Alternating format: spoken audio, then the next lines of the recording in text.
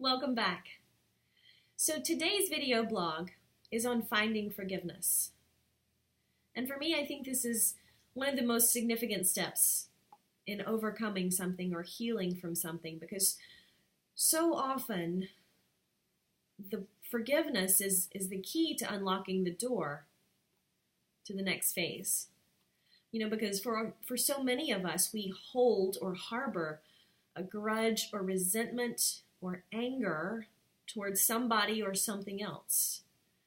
It's just our nature to want to lay the blame on somebody else and say, you hurt me, or something else, and say it wasn't my fault, or life isn't fair. Life isn't fair. God didn't promise us that this life would be easy. He simply promised that He would give us grace for it.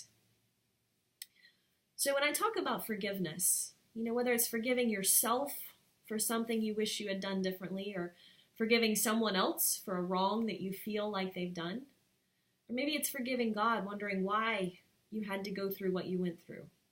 I can't answer that. But what I can tell you is that God doesn't cause the pain in our lives, but He absolutely can use it for something good. We don't always understand the why we go through something, but we absolutely know that there is a reason. And when we get to the other side, we'll understand why. Now, sometimes that might be years from now. So sometimes that helps me in having a perspective on forgiving God. Now, when it comes to forgiving someone else, it's like Lewis Smead said. I'll read you this quote. To forgive is to set a prisoner free and realize that the prisoner was you.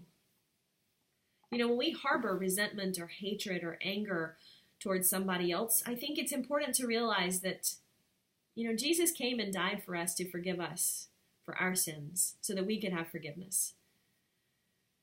And He did that for each and every other person out there.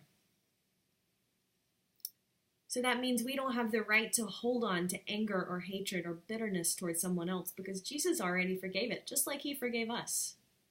We certainly can't claim the grace for ourselves and ask that He deny it for someone else. That's not how it works.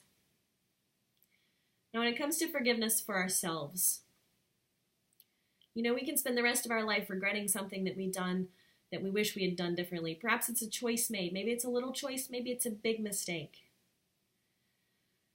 We absolutely need to look back at that and say, I wish I had done something different. We need to do what we can to right the wrong, if there was one, or correct the mistake. But once we've done that, it's time to move forward. It's time to move past forgiving yourself and saying, I can't change the past, but I can work to make sure it doesn't happen in the future. Now, forgiveness is something we could talk about all day, but we won't. But I think those three things are critical in forgiving, not just ourselves, but everyone else or something else. Let it go. Move forward and enjoy life. See you next time.